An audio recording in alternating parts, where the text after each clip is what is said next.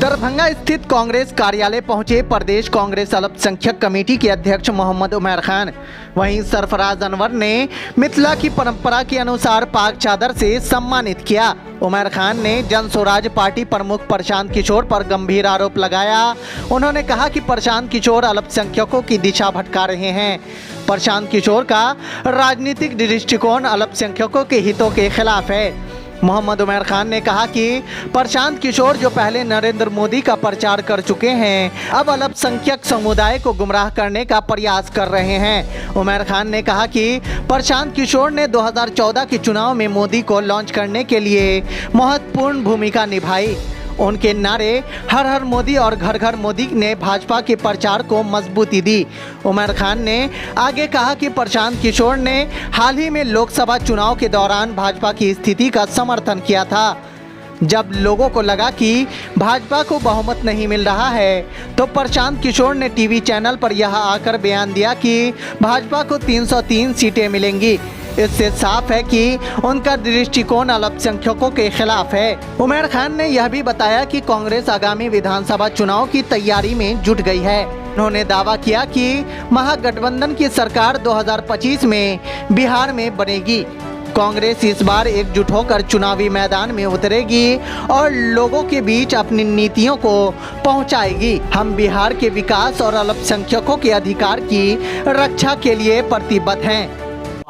कितनी मजबूत होगी कांग्रेस, वो आज का समय आपको बता रहा होगा। ठीक है, और अभी प्रदेश अध्यक्ष हमारे आए हैं। हम उनका मिथिला की पावन धरती दरभंगा में स्वागत और अभिनंदन करने के लिए यहाँ आए हैं। और हम लोगों की कोशिश होगी कि जितने भी अल्पसंख्यक समाज के जितने भी लोग हैं, सभी को जोड़ के कांग्रेस पार्टी में लाएं और कांग्रेस पार्टी की विचारधारा को आगे बढ़ा के सभी को मजबूत करके कांग्रेस पार्टी की सरकार बिहार में बनाए। मिथिलांचल में राहुल गांधी का मोहब्बत का पैगाम लेके यहाँ आए हैं। जब देश में मोहब्बत होगी, समाज में मोहब्बत होगी, तो राजनीति मुद्दे की होगी, बेरोजगारी खत्म होगी, माँ बहन की सुरक्षा होगी, शिक्षा की बात होगी, रोजगार की बात होगी, स्वास्थ्य की बात होगी, न कि भाई को भाई से लड़ाने की बात होगी। कांग्रेस का तो उद्देश्य यही है ना कि हम समाज के हर वर्ग को साथ लेके चलते हैं।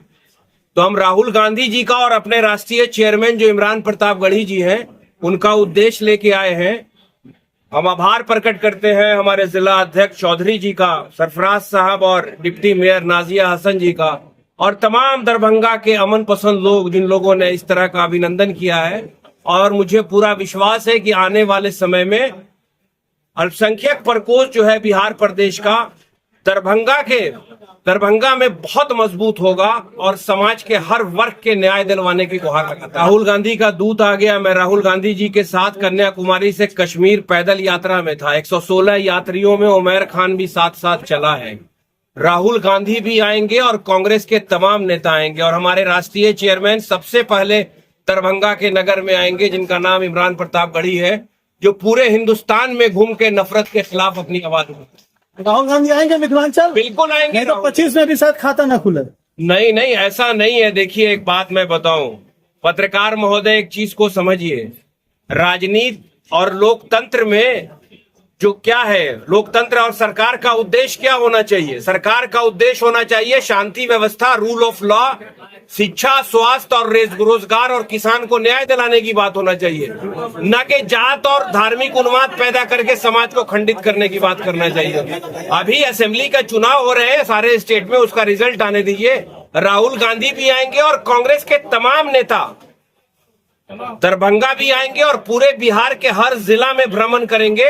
और मुझे इस बात का पूरा विश्वास है कि 2025 में के चुनाव में कांग्रेस बहुत मजबूत होगी। अल्पसंख्यक का जो ये बुरा हाल है ना इस हिंदुस्तान में, उसका सबसे बड़ा जिम्मेवार अगर कोई है तो उसका नाम है प्रशांत किशोर। आज बोलते हैं कि हम गांधी के मानने वाले हैं, और 2014 में लॉन्च नरेंद्र मोदी को प्रशांत किशोर ने किया था, घर घर मोदी हर हर मोदी करके। और अभी भी प्रेम जागा था उनका इस लोकसभा के चुनाव में, जब 5 चरण का चुनाव हो गया और लोग मोदी जी को लगा कि हम मेजोरिटी नहीं आ रही है, तो Prashant Kishor as a political analyst नहीं बल्कि सेफोलॉजिस्ट बनके तमाम मेन स्ट्रीम चैनल पर बैठ के बोलने लगे कि 303 तो आएंगे ही, उससे बेहतर परफॉर्मेंस करने वाले हैं। अल्पसंख्यक को दिग्भ्रमित करके, खंडित करके डायरेक्टली या इनडायरेक्टली उसी विचारधारा की मदद करने के लिए प्रशांत किशोर जी को लॉन्च किया। मुसलमानों की भागीदारी कितनी होगी कांग्रेस की तरफ से? अभी भाई, इसको हाशिए में रखा गया। आज के समय में अभी के परिवेश में राहुल गांधी से बड़ा सामाजिक न्याय का योद्धा कोई नहीं है, जो फ्रंट पर उतर के सदन से लेके सड़क तक बोलता है कि जातीय जनगणना हिंदुस्तान में न्याय दिलाने के लिए जरूरी है, जिसकी जितनी आबादी होगी उसकी उतनी भागीदारी होगी। और आप आश्वस्त रहिए पत्रकार महोदय, जिस दिन हमारा संगठन मजबूत होगा, न अल्पसंख्यक रुसवा होंगे, न समाज का कोई वर्ग रुसवा होगा, कांग्रेस सबको मौका देगी रिप्रेजेंटेशन। मैं आपसे एक बात बताऊं पत्रकार महोदय, 2022 के पहले इस हिंदुस्तान में चारों तरफ अंधेरा था। जो ठेकेदार बने हैं ना वोट के, वो डर से नरेंद्र मोदी के खिलाफ बोल नहीं रहे थे, मगर उस परवरदिगार ने एक इंसान को खड़ा किया। जब मीडिया जो थी मेन स्ट्रीम मीडिया मुद्दे की बात नहीं कर रही थी, तो एक इंसान खड़ा हुआ कन्याकुमारी में तिरंगा लेके और बोला कि हम नफरत के बाजार में मोहब्बत की दुकान खोलने निकले हैं। आज वो अपोजिशन में है, वो लड़ रहा है, उसके ऊपर पूरे हिंदुस्तान में भाजपा के लोग दुष्प्रचार करके मुकदमा कर रहे हैं, मगर वो डर नहीं रहा, लड़ रहा है। जिसके परिवार के 2-2 सदस्य की हत्या की गई, वो निर्भीक होकर अपनी सिक्योरिटी को कंप्रोमाइज करके हिंदुस्तान के लोकतंत्र और संविधान को बचाने के लिए कन्याकुमारी से कश्मीर चला सड़क। आज के जो शासक है ना, कानून का राज हिंदुस्तान में नहीं है। यही तो है डिवाइड एंड रूल की पॉलिसी चल रहे हैं आदरणीय मोदी जी, नफरत पैदा करके। आज आपको पता है, आप ये सवाल कर रहे हैं, सवाल आपको ये करना चाहिए था कि 2014 में जब मनमोहन सिंह 2014 तक थे, तो इस मुल्क पे सिर्फ 55 लाख करोड़ रुपए का कर्ज था दुनिया का, और पिछले 10 साल में आज हिंदुस्तान पे 205 लाख करोड़ का कर्ज है। आपका बच्चा भी कर्जदार जन्म ले रहा है। मुद्दा ये होना चाहिए, रूल ऑफ लॉ नहीं है। अभी सुप्रीम कोर्ट में कांग्रेस भी गई, हमारा माइनॉरिटी डिपार्टमेंट गया, तो सुप्रीम कोर्ट के चीफ जस्टिस ने इस चीज पर रोक लगाई है, क्योंकि बुलडोजर चला के नफरत पैदा करके ही, समाज में घृणा पैदा करके वो सत्ता पर काबिज है। नहीं, बिल्कुल अल्पसंख्यक के हर कौस पर। एक बात मुझे बताइए पत्रकार महोदय, इतिहास को पहले पढ़िए अच्छे से, और माजी का मातम करके जो आजकल के सीजन पॉलिटिशियन है, अगर समाज में या किसी पार्टी में कोई एक गलत इंसान आके कभी कोई गलत काम कर दिया, तो उससे पूरी पार्टी की विचारधारा नहीं खराब होती है। 1947 में मुल्क आजाद हुआ और इस्लामिक स्टेट ऑफ पाकिस्तान बना। इसी कांग्रेस की विचारधारा ने हिंदुस्तान के तमाम स्टेट में, राजस्थान, आसाम, महाराष्ट्र और बिहार में भी अब्दुल गफूर जैसे लोगों को मुख्यमंत्री बनाया। मुसलमान का रिप्रेजेंटेशन हमेशा कांग्रेस ने दिया। कांग्रेस की जब जब दिल्ली में सरकार रही, हमेशा की पोर्टफोलियो पर कैबिनेट में मुसलमानों का रिप्रेजेंटेशन रहा। वो बात बिल्कुल गलत है।